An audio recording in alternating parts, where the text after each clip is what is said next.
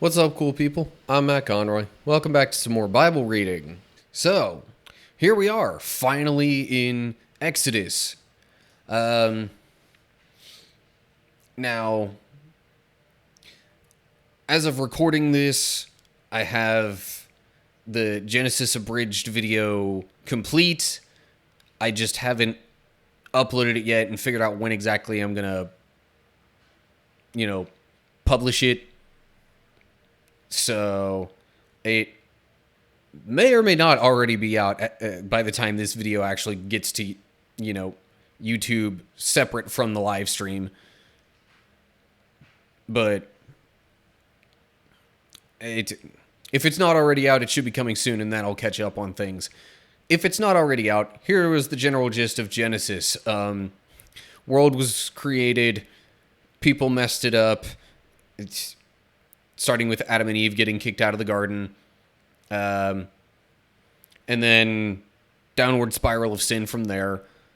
God's like, okay, things are too bad. I'm going to hit the reset button, floods the earth, but keeps Noah and his family alive. And then a few generations after that, we get to Abraham, who is given a particular promise by God to, have many descendants and live in a certain land and have basically a long-standing legacy. And then he doesn't get his promised son until he's really old, but the promised son, Isaac, comes anyway. So then Isaac inherits the promise of Abraham. Wife has twins. One of those twins is Jacob, who, despite being technically the youngest by a few minutes or whatever, he wound up inheriting God's promise from Isaac and all the blessings and things like that. So Jacob then has 12 sons. One of Isaac's sons, Joseph, wasn't very well liked because, he was kind of daddy special little boy, even though he wasn't the youngest. But Joseph was kind of the favorite. The other brothers didn't like it. Sold him off to some people. Wound up in Egypt. And, just worked real hard while he was there. Did what was right in God's eyes. Wound up finding favor with whoever he worked for, generally speaking. All the way up until he winds up as essentially the right-hand man of Pharaoh, the king of Egypt. With very convenient timing, because Pharaoh was having dreams that essentially Joseph was able to get an interpretation from God saying, hey, there's going to be plenty of crops for the next few years, but then there's going to be a massive famine, and we're going to need to be prepared for that. We're going to need to save some of the extra from the 7 years of plenty in order to help us get through the 7 years of famine. So that's what they do. Joseph winds up being in charge of it all. The famine stretches up to Canaan, where he was from, and where the rest of Jacob's sons are all living. So they have to come down to Egypt for food. Eventually, after a couple of trips, find out that Joseph is actually the guy in charge, even though they thought he was dead, or really had no clue what happened to him.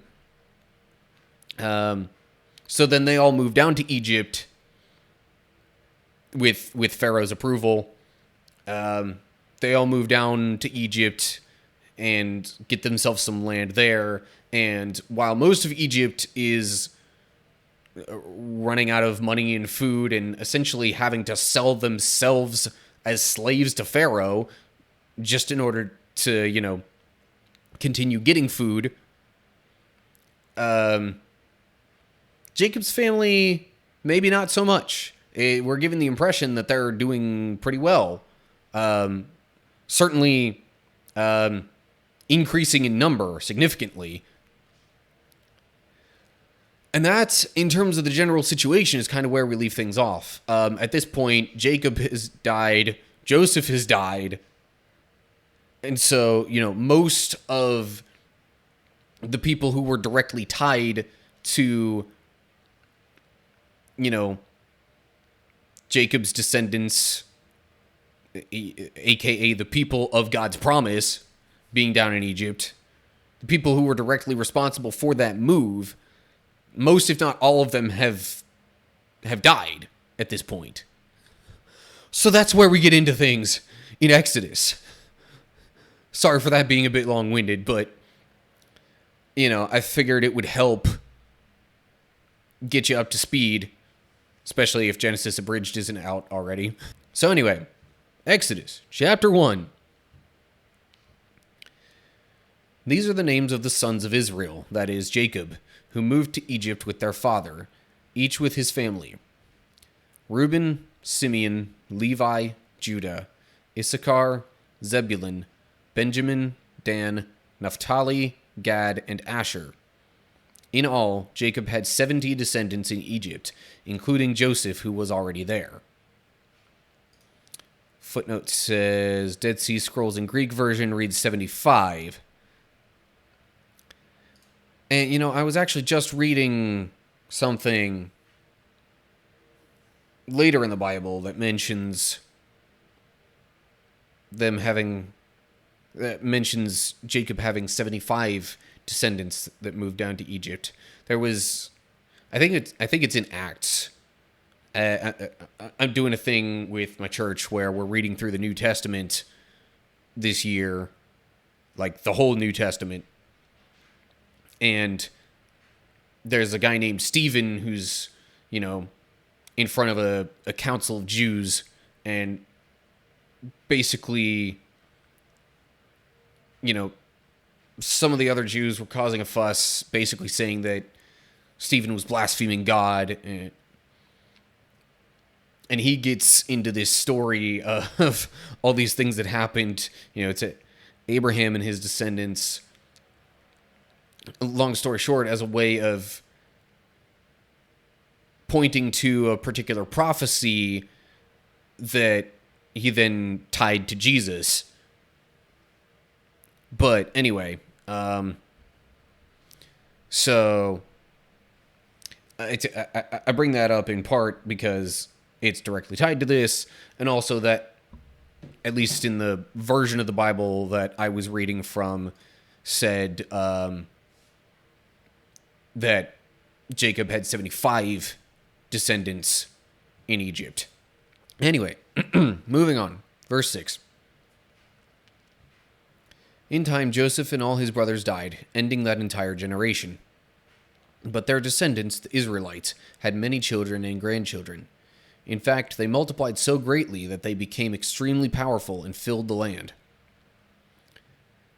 Eventually, a new king came into power in Egypt, who knew nothing about Joseph or what he had done. He said to his people, "Look, the people of Israel now outnumber us and are stronger than we are. We must make a plan to keep them from growing even more. If we don't, and if war breaks out, they will join our enemies and fight against us. Then they will escape from the country."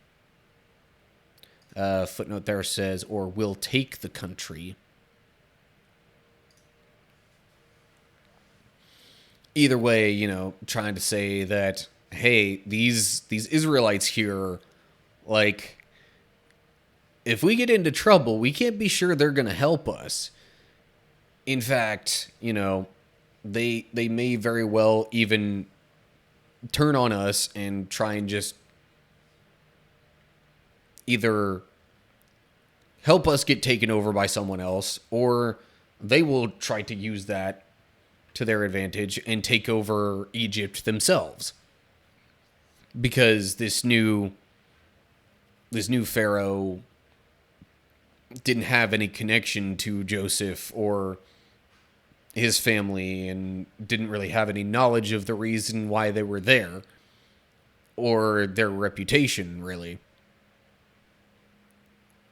And who knows, after a few years, their reputation may have changed a bit. But this was, I kind of knew this was coming, so this was the reason I brought up the whole thing with, you know, Joseph and really most of his, yeah, most of his family and anyone who would have been connected with them moving to Egypt being dead, because then it's like, well, is anybody really there to remind the Egyptians why they were there in the first place? It's seemingly not really. So then there was a bit of a mistrust, within the Egyptians regarding the Israelites. Anyway, verse 11. So the Egyptians made the Israelites their slaves. They appointed brutal slave drivers over them, hoping to wear them down with crushing labor. They forced them to build the cities of Pithom and Ramesses as supply centers for the king. But the more the Egyptians oppressed them, the more the Israelites multiplied and spread, and the more alarmed the Egyptians became. So the Egyptians worked the people of Israel without mercy. They made their lives bitter, forcing them to mix mortar and make bricks and do all the work in the fields.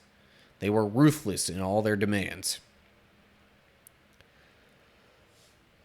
Okay, so I don't want to be that guy, but I feel like maybe this bears mentioning.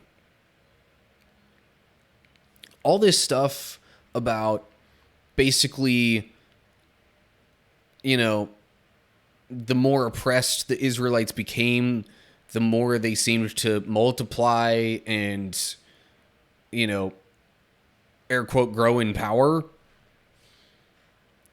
That stuff just,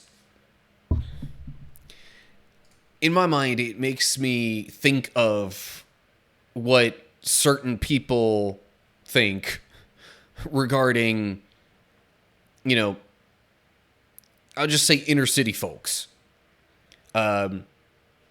Especially some will talk about this in relation to black people, African Americans, if you will, living in, the ghettos,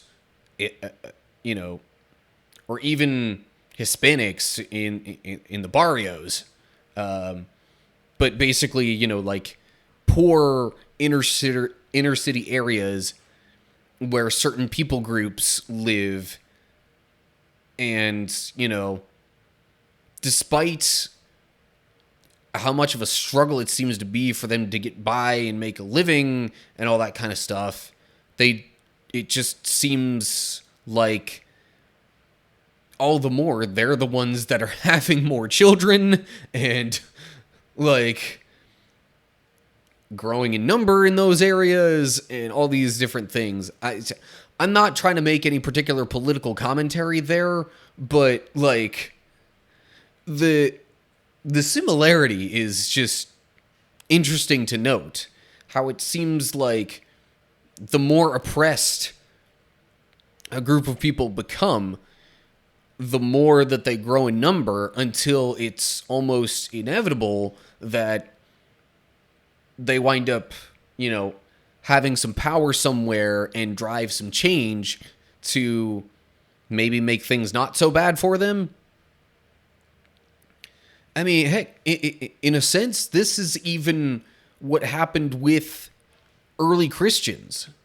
The early church was heavily persecuted, not only by,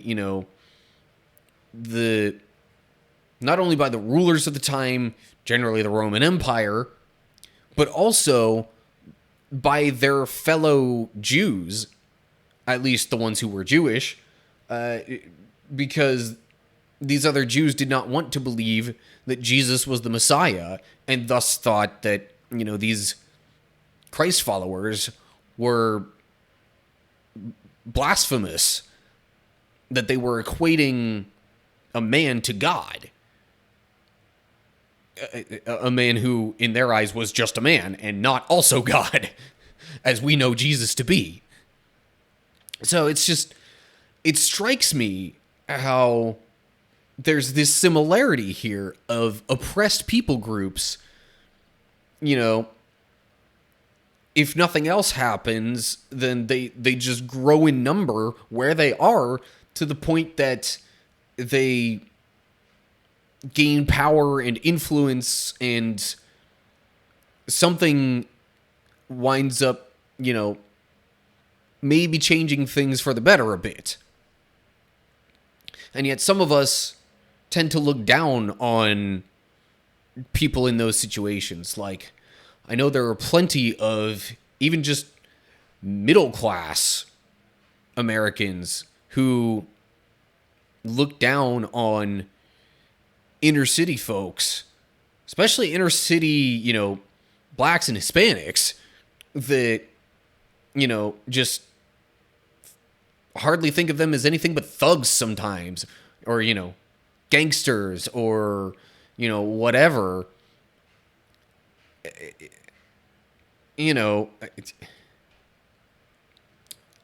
I don't think that's a good way to view them, certainly. I don't think it's a loving way at all to view them. But the fact of the matter is, it's out there. And, if this was God's chosen people in Egypt who were finding themselves under similar circumstances to what I was just talking about, just because they're living a certain way through their life situation, their upbringing and their surroundings, that doesn't necessarily mean that, A, they're bad people because of it, and or B, that, they are somehow rejected by God. Anyway, okay, enough on that tangent. I've been talking enough, outside of the actual verses in this video. So let me move along here. Verse 15. Then Pharaoh, the king of Egypt, gave this order to the Hebrew midwives, Shiphrah and Puah. When you help the Hebrew women as they give birth, watch as they deliver. If the baby is a boy, kill him. If it is a girl, let her live. But because the midwives feared God, they refused to obey the king's orders. They allowed the boys to live too. Deliver. Watch as they look upon the two stones. Perhaps in reference to a birth stool. Okay. It's similar meaning anyway, I would say. So,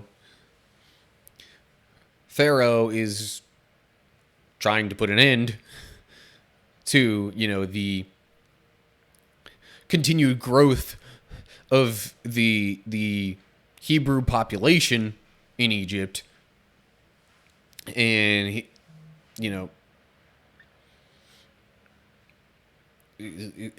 as a way of trying to do that, he says, kill off the boys, because, boys are kind of necessary to keep the population going. Well, men, to be more accurate, but the boys would become men with that, and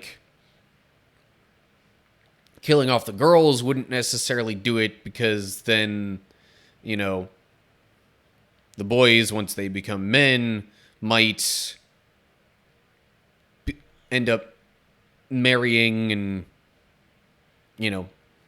mingling, so to speak, with the Egyptian women, whereby they would still kind of keep that bloodline going to some extent.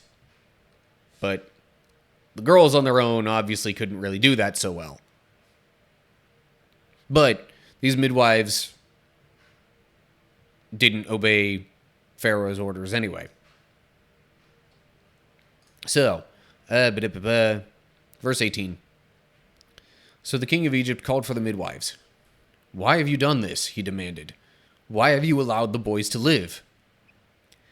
The Hebrew women are not like the Egyptian women, the midwives replied. They are more vigorous and have their babies so quickly that we cannot get there in time. So God was good to the midwives, and the Israelites continued to multiply, growing more and more powerful. And because the midwives feared God, he gave them families of their own. Then Pharaoh gave this order to all his people: "Throw every newborn Hebrew boy into the Nile River, but you may let the girls live." Okay, so Pharaoh tried to, do it in a way that was less obvious, or, less obvious to the broader populace of Egypt. And, because if the midwives could or would kill off the boys as he commanded, then there wouldn't be a whole bunch of other people involved in it, and it would essentially be word of mouth as to what was or was not happening.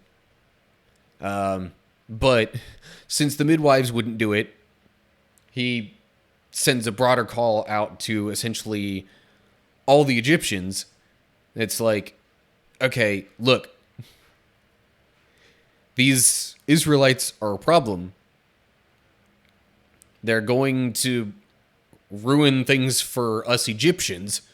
So, in order to put a stop to this, if you see young Hebrew boys, I want them dead. And that's where we leave things off for this chapter.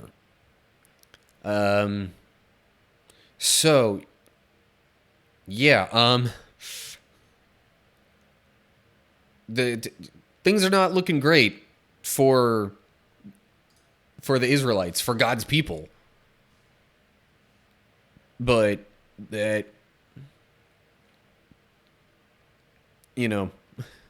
we'll just have to see what happens from there, I guess.